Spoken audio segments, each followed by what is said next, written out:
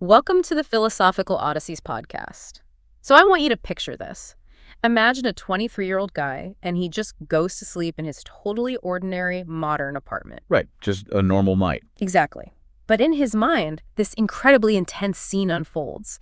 He's up on the roof of his house, fixing the shingles, and he hears his dad call out from down on the ground. And suddenly, the guy turns, he drops his hammer, and he just watches it slide down the roof. And he hears this heavy, sickening thud. Oh, man, that's brutal. It is. He rushes down the ladder, and he finds his dad dead on the grass, head bleeding. But then his mom just calmly walks out the back door, looks at the whole scene, comforts him, and says, "Never mind, my son, it was an accident. I know you will take care of me." And then he wakes up. Yeah, it's just a staggering image to wake up to. And I mean, the stakes of understanding an image like that are incredibly high for all of us. Oh, for sure. Because we aren't just looking at, ancient folklore or dusty museum artifacts today. We are really looking at the foundational architecture of the human unconscious. Yeah. That dream, which actually comes from the clinical files we are analyzing, it reveals that the modern mind is still grappling with the exact same dragons, the exact same labyrinths, and those monumental psychic struggles that our ancient ancestors faced. Right, the exact same ones. But there's a crucial difference here. They had a map. We are just wandering blind. And that is really the core mission of our deep dive today. We are taking this exhaustive, transformative journey into the foundational concepts of the monomyth, which is, the universal hero's journey as mapped out in Joseph Campbell's seminal work. Yeah. And I want you, sitting right there listening to us, to join as the third person in this intellectual odyssey today. Because we're looking at this cross-cultural breakdown of myths, dreams, and religious traditions from all over the globe, really to distill exactly how these ancient stories provide a literal psychological blueprint for human development. It really is a blueprint. It totally is. But before we get to the physical stages of the hero's journey, like the swords, the magical forest, the actual monsters, we really have to establish where these stories originate. Right, the source code. Yeah, we have to move from the outer world of books to the inner world of the human psyche. And the material relies really heavily on both Freudian and Jungian psychology to make this connection. But I want to make sure we understand the mechanics of that first. I mean, how does a 1940s psychoanalytical framework actually explain a story from ancient Babylon? Well, the foundational mechanism to understand here is the relationship between myths and dreams. We often treat them as entirely separate categories, right? Like one is public literature and the other is just a private nocturnal hallucination. Right, just random brain firings. Exactly. But the underlying psychological framework argues that myths are essentially public dreams and dreams are private myths. Public dreams. What? Yeah, they both spring from the exact same unconscious creative centers of the human mind. So think of the human psyche not as a blank slate that you just fill up with your personal memories, but more like a computer that comes pre-installed with a base operating system. Okay, I like that. You might download different apps based on your individual culture or, your personal life experiences. But the core code, what Carl Jung called the collective unconscious, it's identical whether you are in ancient Greece, Paleolithic Siberia, or a modern metropolis. So because we all have that exact same operating system, we all basically generate the same types of error messages and system updates when we sleep. Yes, that is a highly functional way to look at it. Yeah. In the absence of an effective shared general mythology in our modern culture, every single one of us is generating our own private, unrecognized, rudimentary pantheon of dream figures. Just constantly running in the background. Exactly. And if we don't properly initiate ourselves into adulthood, if we don't purge those infantile images that we form in early childhood, they persist. They fester in the unconscious. Which brings us right back to that terrifying dream of the 23-year-old man I mentioned at the start of the deep dive. You've got this guy basically dropping a hammer on his father and then being comforted by his mother. Right. I mean, that sounds like a textbook Oedipal complex, but how does that actually function in a modern adult's mind, like practically speaking? Well, to understand the mechanics of it, we have to look at the dreamer's waking life. The clinical notes reveal that this young man was separated from his wife, he couldn't find any happiness with her, and his primary conflict with his father was his father's constant insistence that he return to his marriage and, act like a responsible adult. Oh, so his dad was pushing him to grow up. Precisely. So structurally, the infantile ego inside the young man's unconscious is trying to eliminate the father. Why? Because the father represents societal expectation, responsibility, and the harsh demands of the outer world. And the mother represents what? Just safety? Yes, the mother represents the absolute safety, the lack of responsibility, and the total protection of infancy. So the private myth playing out in his dream is a tragicomic attempt to resolve a psychological blockage. He wants to kill the pressure of adulthood so he can just retreat to the safety of childhood. Man, so it is a literal manifestation of his refusal to grow up, just disguised as this tragic accident. Exactly. And there's another incredibly vivid dream detailed in the material, this time from a 35-year-old married woman. She dreams she's walking outside and realizes she is being stalked by a massive, terrifying white horse. Yes, the horse dream. Yeah. And she tries to shoo it away, but it just keeps following her. Then, bizarrely, she turns around and the horse is starting to turn into a man. Right, it's morphing. And she is so uncomfortable with this that she literally orders this horseman to go to a barber and shave off its mane. And when it emerges from the barber, it's dressed in a suit. It looks exactly like a man, but it still has horse hooves and a horse's face. And it just keeps silently following her everywhere. It's so striking because what we're looking at there is the structural mechanics of repressed instinctual nature. In psychoanalytic terms, animals in dreams frequently represent the unbridled biological drives of the unconscious. Like libido and anger? Yeah, libido, aggression, raw physical energy. This woman has built a neat, socially acceptable security wall around her life. She is married, she is in her mid-30s, she follows all the rules. She's proper. Exactly. But the unconscious demands to be felt. It sends up this frightening, powerful beast. Notice her defense mechanism in the dream, though. She tries to civilize it. By sending it to the barber. Right. She tells it to get a haircut. She wants to dress her raw instincts in a nice suit so it fits into her polite society. But the hoods remain. The animal nature just cannot be entirely suppressed. And those suppressed elements, those beasts that we try to dress up in suits or just hide away in the basement, they don't just stay in our dreams. They manifest in our behavior, in our neuroses, our hidden shames. Oh, absolutely. They bleed into waking life. And that concept perfectly parallels one of the most famous myths in history, which deals directly with beasts and the massive architectural structures we build to hide them. I'm talking about the myth of King Minos and the Minotaur. But I really want to look at this not just as a cool story about a monster in a maze, but as a psychological blueprint. Well, the story of King Minos is arguably the ultimate psychological cautionary tale about the mechanics of ego inflation. Right. Let's look at the setup. Minos is vying for the throne of Crete, which is a massive maritime empire. To prove his divine right to rule, he prays to the god Poseidon to send a bull from the sea, and he makes this solemn vow that he will immediately sacrifice the bull back to the god. So it's a transactional prayer? Yes, he is asking for divine favor to serve the community as its rightful king. Poseidon complies. The waters part, and a magnificent snow-white bull emerges. Minos points to it, the people accept him as king, and he gets the throne. But then the ego steps in, right? Minos looks at this incredible, perfect white bull and thinks, you know what? This is way too good to kill. This would look really good in my personal herd. He literally rationalizes it. Yeah. So he pulls a bait and switch. He sacrifices a lesser, just ordinary bull on Poseidon's altar and keeps the divine white bull for himself. And that specific action is the crucial psychological turning point. He takes a communal religious duty, which is a connection to the infinite, and converts it into personal, material, ego-driven gain. He gets greedy. Yes. He thinks he can outsmart the divine order. And the punishment for this hubris is profound and highly symbolic. Poseidon doesn't just strike Minos with lightning.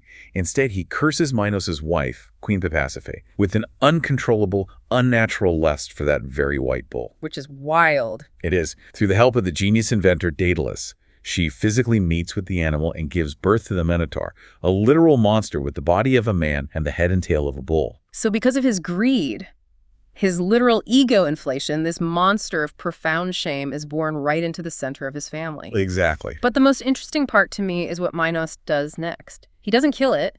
He is too ashamed to acknowledge it publicly, but he refuses to destroy it. Instead, he hires Daedalus to build the labyrinth to hide it. Right, the maze. A maze so incredibly complex, so full of dead ends and winding corridors, that Daedalus himself can barely find his way back out after building it. Well, the Minotaur represents what is categorized in the psychological analysis as the tyrant holdfast. It is the inflated ego that claims the world for itself, refuses to participate in the natural cycle of giving and receiving, and in doing so, becomes a stagnant monster that feeds on the living youth of its own community. Because in the myth, the Minotaur ate people. Yes, it fed on the young men and women of Athens. Psychologically, the labyrinth is the perfect metaphor for our own complex defense mechanisms. Okay, I really want to unpack this analogy for a second, because initially I just thought of the labyrinth as sort of like modern adulting gone wrong, right? You know, we build these incredibly complex careers and social lives. It's a labyrinth just to hide our deepest insecurities, the Minotaur. Yeah, that's the surface level reading. But if we dig into the psychology, it's more like a psychic autoimmune disease, isn't it? Yes. Our defense mechanisms go into absolute overdrive. We feel this deep primal shame, our own personal minotaur, so we start building walls. We construct elaborate personas. Yes, we Yeah. develop these hyper-intellectual rationalizations.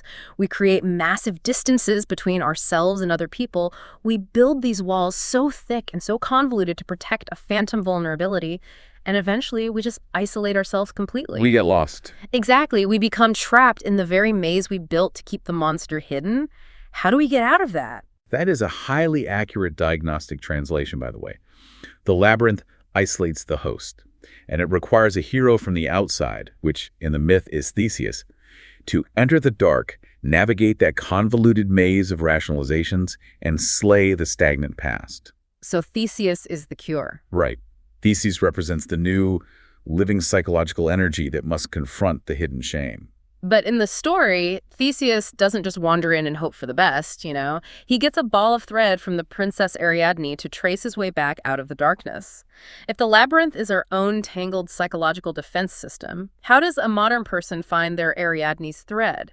What is the actual tool we use to keep from getting lost in our own minds? Material posits a beautiful and vital answer to that. Yeah. The myth itself is the thread. The legacy of the heroes who have gone before us serves as the map. By understanding the universal stages of the journey, we realize that the path into the darkest parts of the psyche is well-trodden. We are the first ones in the maze. Exactly. We do not have to invent the route. We simply have to have the courage to follow the psychological markers left by our ancestors. That makes so much sense. So if we recognize that the labyrinth is entirely inside us, how do we begin the process of entering it? This takes us to the first major phase of the map provided by the source material, Act 1 of the Monomyth, which is the departure, the process of leaving the known world. And the absolute first step of this departure is the call to adventure. Right, the call. It is the critical trigger mechanism. It is the moment when the psychological center of gravity is suddenly pulled away from the known, comfortable society and directed toward the unknown. So it's a disruption. Yes. It can be a conscious choice, or very frequently it happens by accident, a blunder. Like the classic fairy tale of the Frog King. You have this princess living in a perfect manicured world playing with her little golden ball.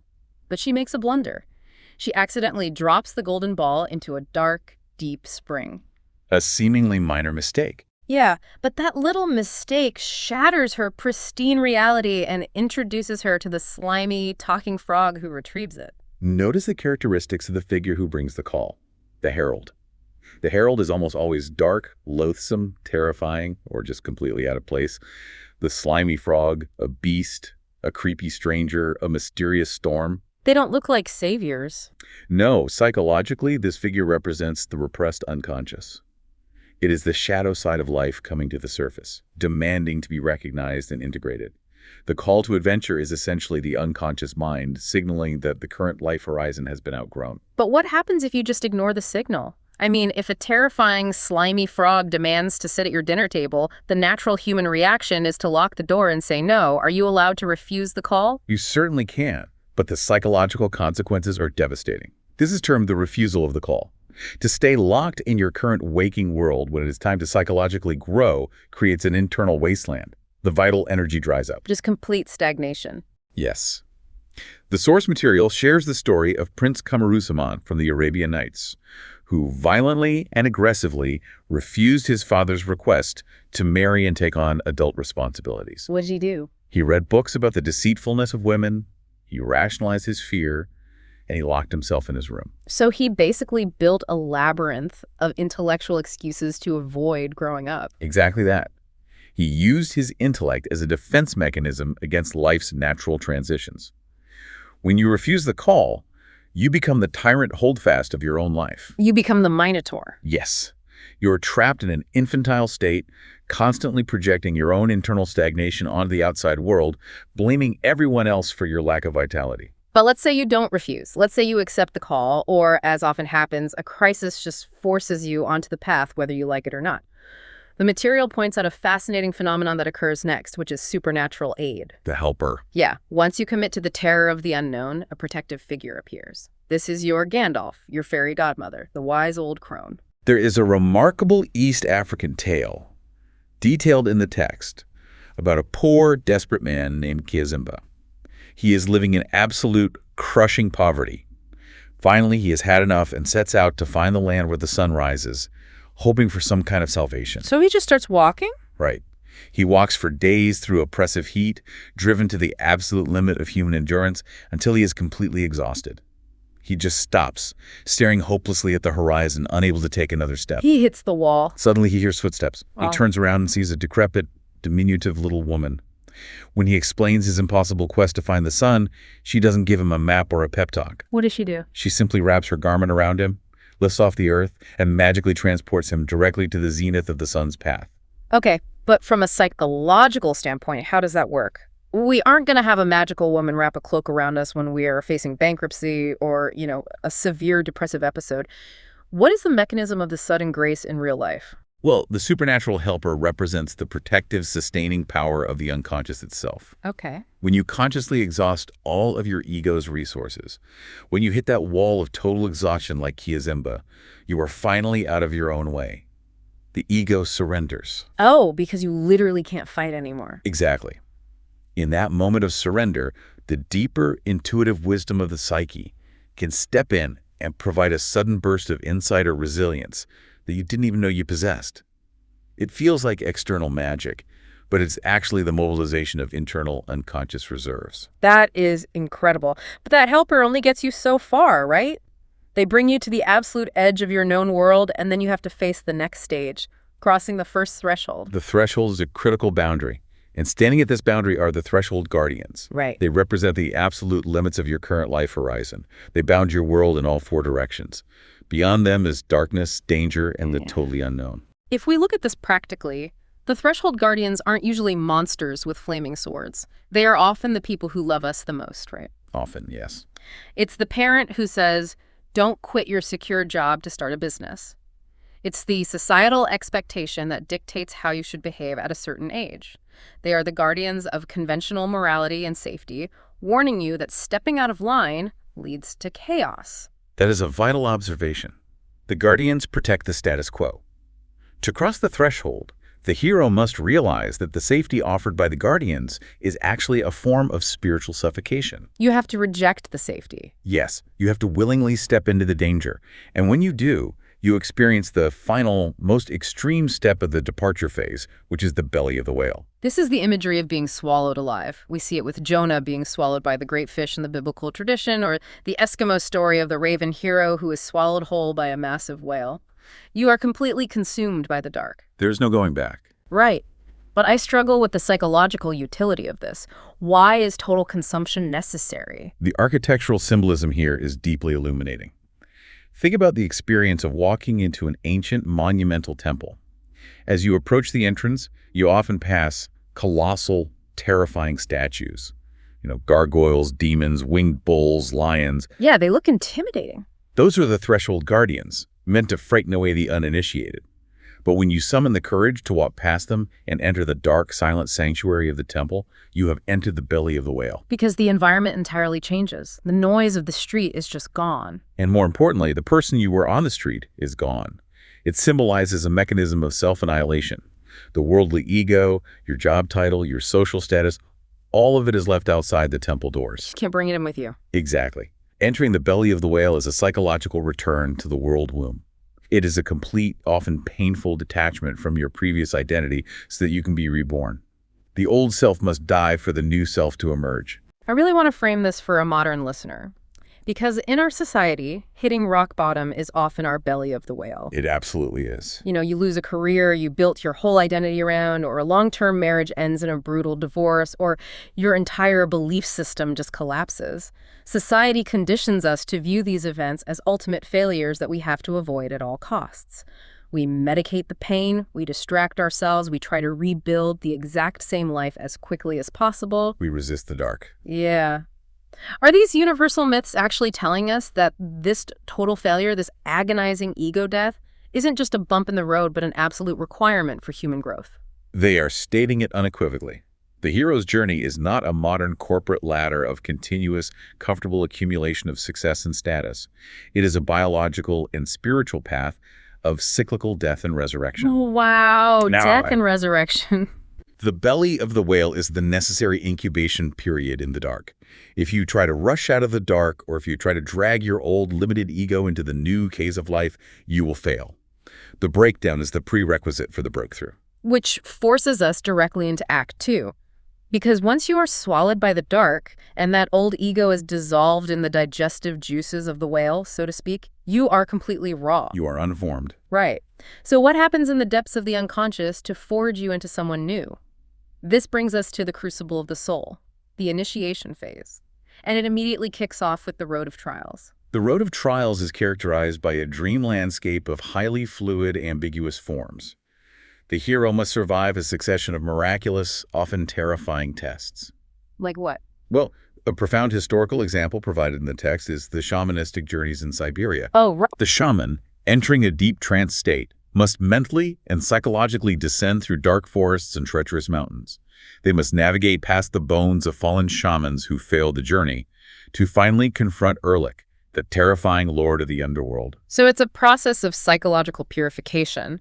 The trials aren't just arbitrary physical challenges, right? They're designed to systematically dissolve the hero's remaining childhood attachments and neuroses. Exactly.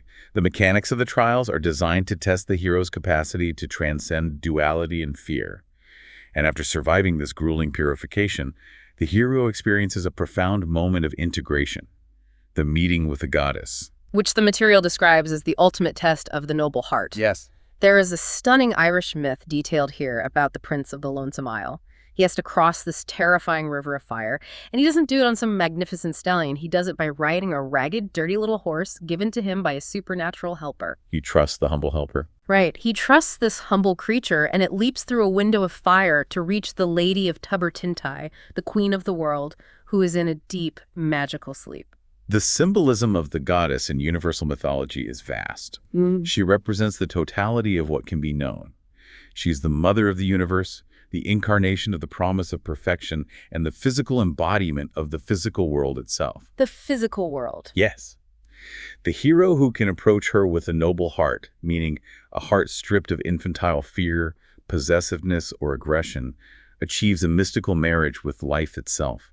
The hero recognizes that the physical world, with all its suffering and beauty, is deeply sacred. But the material also points out a severe psychological reaction that can occur here. This dark flip side categorized as woman as the temptress. It's a very real danger. Because when the hero is confronted with the intense reality of their own flesh and their earthly nature, the physical world can suddenly seem disgusting rather than sacred. This is a crucial defense mechanism. If the hero's journey takes a pathological turn towards world rejection, which is a pattern we see heavily in various strains of puritanical monotheism or severe asceticism, the goddess of flesh and life is suddenly recast as the queen of sin. So the body becomes evil. Exactly. The realization of the impurity of the flesh, the messy reality of biological existence, makes the previously beautiful world seem like a trap. The hero projects their own internal discomfort with their physical nature onto women or the material world, viewing them as distractions from pure spiritual ascendance. They blame the world. Right. The hero is tempted to hate life itself in pursuit of a sterilized, abstract purity. To avoid that trap, the hero has to face the most crucial psychological pivot in the entire initiation process, the atonement with the father. And we really need to look closely at the mechanics of this because it is massive. It is the turning point. If the mother, or the goddess figure, represents infancy, safety, the physical body, and protection, the father represents the harsh outer world, the cosmic law, and the terrifying reality of existing as an independent adult in society. But it is vital to separate this from literal biological parenting. Okay, explain that. The father, in the context of the monomyth, is the representative of the cosmic order. The source text brings up the Greek myth of Phaethon to illustrate the danger of bypassing this step. Phaethon finds his father, Apollo the sun god, and demands to drive the solar chariot across the sky to prove his lineage. Right. He demands the power of the father without undergoing the initiation to handle that power. And the result is catastrophic. Phaethon's ego is inflated, he is psychologically unformed, and he completely loses control of the divine horses. He scorches the earth, creates deserts, and ultimately has to be struck down by Zeus, resulting in his own death. Because he couldn't handle the responsibility. Exactly.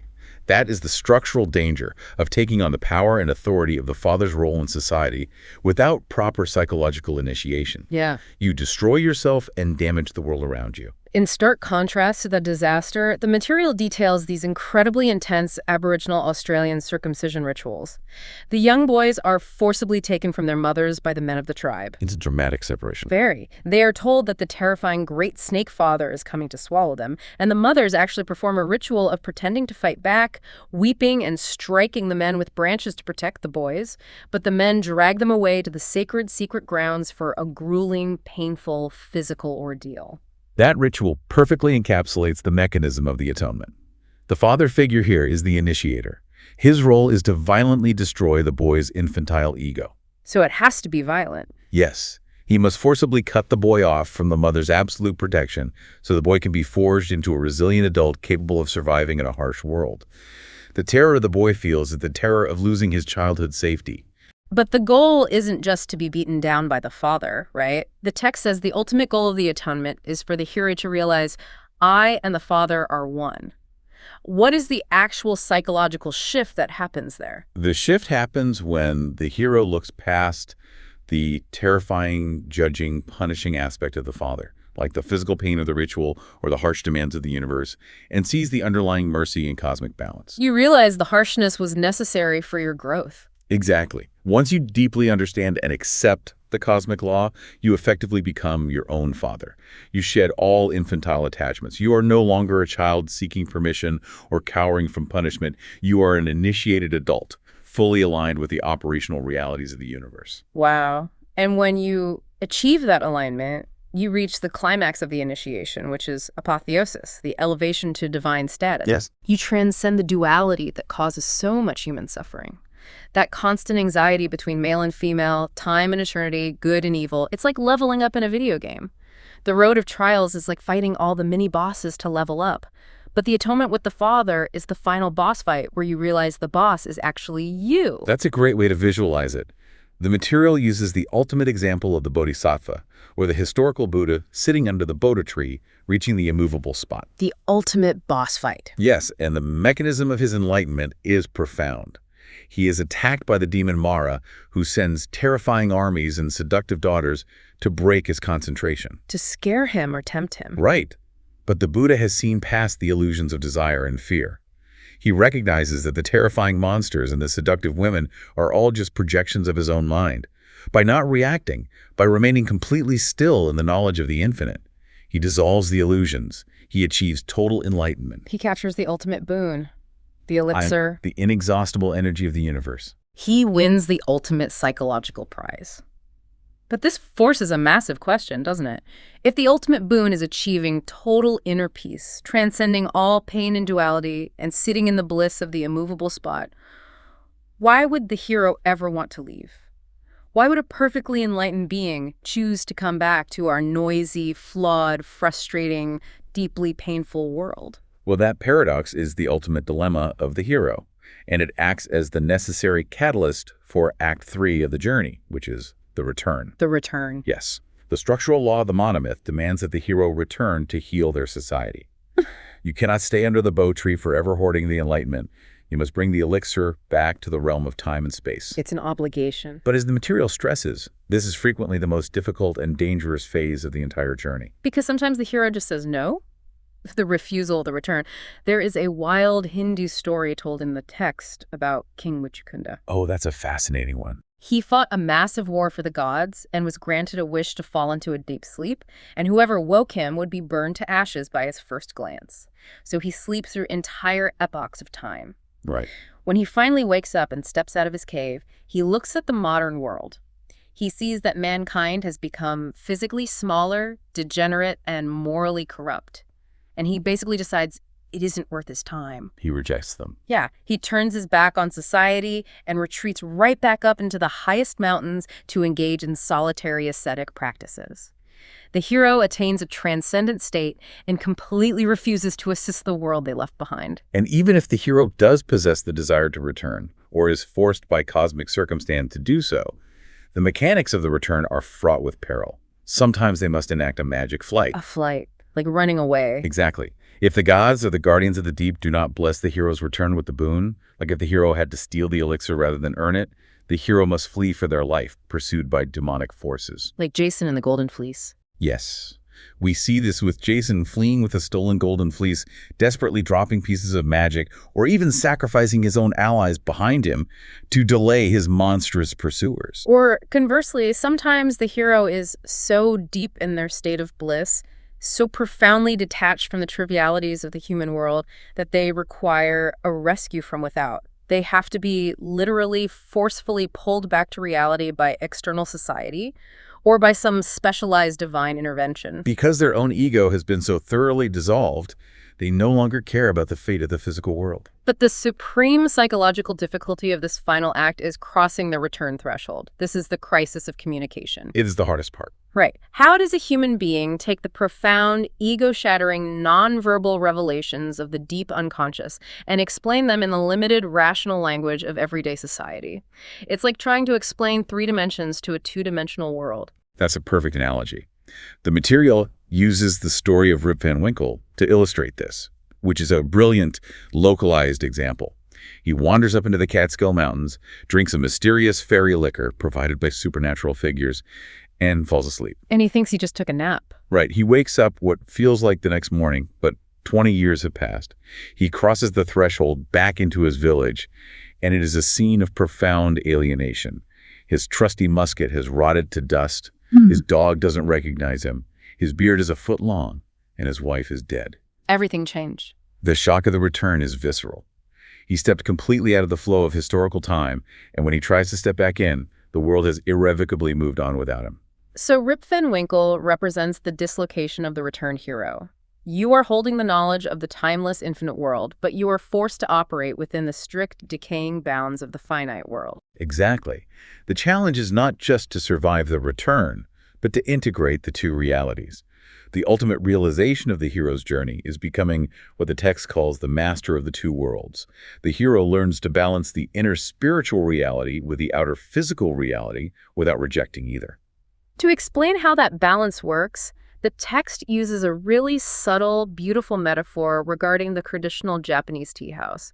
It isn't a grand, imposing temple, right? Its design is intentionally asymmetrical, simple, and almost stark. Very minimalist. Yeah, but that simplicity is a deliberate architectural mechanism. It leaves a void for the imagination. It frames a single, simple object, perhaps a solitary flower arrangement or a rustic cup, in mysterious beauty. It acts as a bridge, allowing the mundane physical reality of drinking tea to connect directly with the eternal, infinite void. That architectural bridge represents the hero's final psychological state, the freedom to live. The real victory of the monomyth isn't escaping the world into some fantasy of heaven. It is living fully in the material world without the paralyzing fear of death. The hero realizes that individual forms die, bodies inevitably decay, and epochs pass. But the underlying energy, the elixir, the void itself, is eternal. Therefore, you can live fully in the present moment, unburdened by crippling anxiety about the future or neurotic regrets about the past. I want to pause here and address you, the listener, directly. Think about the mechanics of this in your own life. Have you ever gone through a massive transformative experience? We all have them. Right. Maybe you survived a severe illness, or you spent years in deep therapy dismantling your childhood trauma, or you had a profound spiritual awakening. You learned a massive paradigm-shifting life lesson, and then you try to explain it to your friends over dinner. Good luck with that. Exactly. You are incredibly earnest, but their eyes just glaze over. They give you a polite nod and then change the subject back to office politics or a TV show. That painful disconnect. That is you crossing the return threshold. You are trying to speak the language of the infinite to people who are entirely stuck in the mundane. You realize you cannot just hand people enlightenment. They have to take the agonizing journey into the labyrinth themselves. That is a highly functional modern translation of the threshold crisis. But the source material does not stop at the psychology of the individual. No, it zooms way out. This is where the scope of the text expands exponentially. We have spent this time tracing the micro-level journey of the individual human soul, from the call to adventure to the freedom to live. But the text argues, with extensive comparative evidence, that this exact same cycle governs the macrocosm. The birth, life, and death of the universe itself follows the blueprint of the hero's journey. This transitions us to the cosmogonic cycle. This shift from the psychological to the cosmological is massive. The cycle of the universe starts with emanations. The idea that the universe emerges from a void, a totally timeless, formless state. The material grounds this concept by comparing it to the Hindu philosophy of consciousness, which provides a highly structural way to understand emanations. How does that work? Hindu philosophy posits three distinct states of consciousness: waking, dreaming, and deep dreamless sleep. Deep sleep is characterized as a formless, blissful void where the ego completely ceases to exist. Our active dream states and our conscious waking states emerge from that silent void every morning, and they dissolve back into it every night. So waking up is like the universe being born. Exactly. The cosmogonic argument is that the physical universe operates on the exact same mechanism. It emanates from a silent, unmanifested source of infinite potential, solidifies into physical reality, and will eventually return to the void. And the process of solidifying to physical reality is brutal. We move to the phase called the breaking of the one into the many. Creation myths are almost never peaceful moments of a god simply whispering the world into existence. They often involve a violent, agonizing separation of elements. Very violent. The text highlights the Maori myth of Rangi and Papa, the Sky Father and the Earth Mother. They are locked in such a tight, passionate, suffocating embrace that their children are trapped in the absolute darkness, crushed between their bodies. To create space and light for the world to actually exist, the children literally have to physically force their parents apart, severing their embrace and pushing the sky upward. We see the same violent mechanism in the Babylonian creation epic, the Enuma Elish. Right, with Marduk. Yes. The hero Marduk engages in a cosmic battle with the primordial sea dragon, Tiamat. He violently tears her body in half and uses one half to fashion the dome of the heavens and the other half to build the foundation of the earth. Creation is depicted as an act of profound destruction and division. It is the ultimate tearing apart of the void to create space for physical life. On a personal level, looking at these cosmic myths, it tells us that we have to violently break out of our own comfort zones, our own suffocating embraces to create a new life. It's like you can't make an omelet without breaking the cosmic egg, right? There is no gentle growth. The necessity of violence in creation raises an important structural question about the role of the hero as the universe evolves. The text outlines the transformations of the hero. Okay, so the hero changes jobs, basically. Precisely. As the universe moves away from the chaotic mythic time of creation and solidifies into structured historical time, the hero must take on different functional forms to serve society. First, you have the warrior hero, figures like the Irish demigod Cuchulainn. Their psychological function is to shatter the stagnant status quo. They slay the literal or metaphorical dragons of the past that are hoarding resources, clearing the ground for a new civilization. But a society of constant war cannot survive. So the hero transforms into the emperor or the tyrant. The rule maker. Yes. This figure is the hero who has established the new order. They hold the scepter of law. They act as the father figure, providing the strict structural boundaries and cosmic laws necessary for a massive society to function without collapsing into chaos. But eventually, even the laws become stagnant. The physical world becomes too oppressive. And that brings the final transformation. The world redeemer or the saint. Figures like Jesus of Nazareth or the historical Buddha. Right. They are heroes who recognize that the solidified physical world, no matter how well governed, is ultimately an illusion. Their mission is not to conquer cities or write laws, but to point humanity's attention back toward the void, back toward the eternal energy behind the veil of tears. Their appearance signals the eventual end of the cycle, because according to the cosmogonic blueprint, the universe faces dissolutions. It will all eventually collapse back into the void, just as surely as every individual human body will die. Dissolving back. The material analyzes the Egyptian Book of the Dead to illustrate the psychology of dissolution. The rituals and texts are designed to guide the deceased soul to identify completely with the absolute creator God, declaring, "I am Adam." The soul sheds its earthly identity and merges seamlessly back into the infinite source. The text makes such a profound philosophical point here. The cosmogonic cycle, these wild stories of dragons being torn apart or worlds emerging from lotus flowers, it isn't just primitive science. Oh, not at all. It wasn't ancient people foolishly trying to explain how rain works or where mountains came from. It is a deeply sophisticated philosophical metaphor for the circulation of psychic energy. Creation is essentially the fall of unified superconsciousness into fragmented individual unconsciousness. We are all fragments of the one, and the end of the world or the end of a life is simply the return to that superconsciousness. That is the ultimate synthesis of the material. However, tracing this massive repeating cycle that governs human history, psychology, and the cosmos forces us to confront our current reality. Yeah, where does that leave us today? Right now. In a modern, hyper-rational world where all these ancient myths seem like dead stories trapped in university textbooks. This brings us to the critical epilogue of our deep dive: myth and society today. The source text makes a very explicit, uncompromising argument that the old unifying mythologies have completely collapsed. Science, physics, and biology have demystified the heavens. We know exactly what stars are made of. They aren't glowing gods. We have demystified the animal kingdom. We no longer believe our tribes are literally descended from magical totem animals who control the weather. The poetry of the literal myth is dead.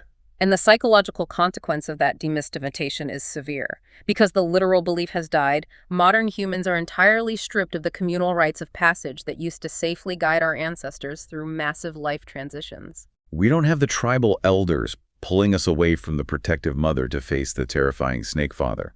We don't have a culturally enforced period of isolation in the belly of the whale. We just have to figure out how to transition from childhood to adulthood entirely on our own, usually while trying to hold down a job and pay rent. The core modern problem, as outlined in the text, is a crisis of meaning. In the ancient past, meaning was found in the group. You played a specific, vital role in a massive cosmic drama dictated by your society's shared myth. If you were a hunter, you weren't just gathering calories, you were participating in a sacred cycle of life and death honoring the animal spirits. But today, meaning must be found in the individual. You have to write your own script from scratch. And we must observe how modern societies attempt to fill that terrifying void of meaning. Now, according to the source text, and I want to be super clear, we are simply conveying the author's viewpoint here. We are not taking sides.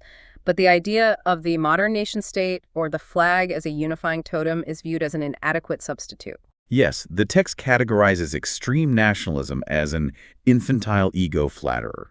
Right. The argument is that it fails to serve as a true spiritual myth that initiates a person into higher consciousness. Instead, it frequently leads to fractured, projective aggression. Essentially, a society projects its own unresolved internal demons, its own collective minotaur, onto a rival country or outgroup, rather than doing the hard psychological work of internal integration. If we cannot rely on the old external myths of the gods, and if modern secular totems like the nation-state fail to provide true spiritual initiation, where do we go? The text's conclusion is both beautiful and terrifying.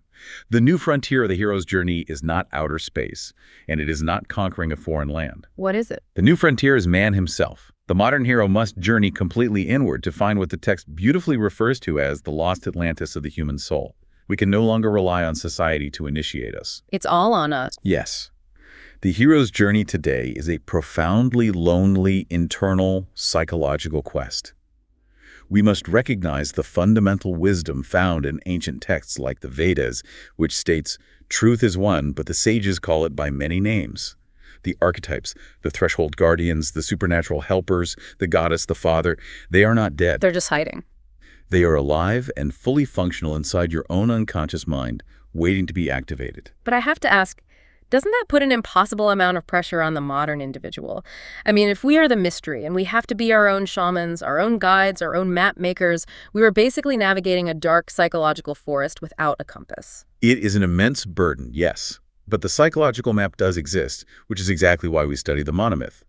The map is not found in the literal belief in ancient gods. It is found in the psychological truths those gods represent. You have the entire toolkit of human experience buried in your subconscious. It's a lot to process. It is. And building on this idea of being our own solitary guides, I want to leave you with a final provocative thought to mull over as we conclude. Consider this in the context of your own life. What if the very things you are running from right now, your crippling anxieties, your deepest interpersonal conflicts, your personal dragons that you have built a labyrinth to hide, what if they are not obstacles preventing you from living a good life? What if they are the actual path to your initiation? Wow. What if your current crisis is simply the universe handing you your call to adventure? The only question left is, will you answer it, or will you build another wall in the labyrinth to hide? Don't forget to follow us and subscribe to stay updated on our latest episodes and never miss a step in this odyssey of thought. Until next time, keep questioning.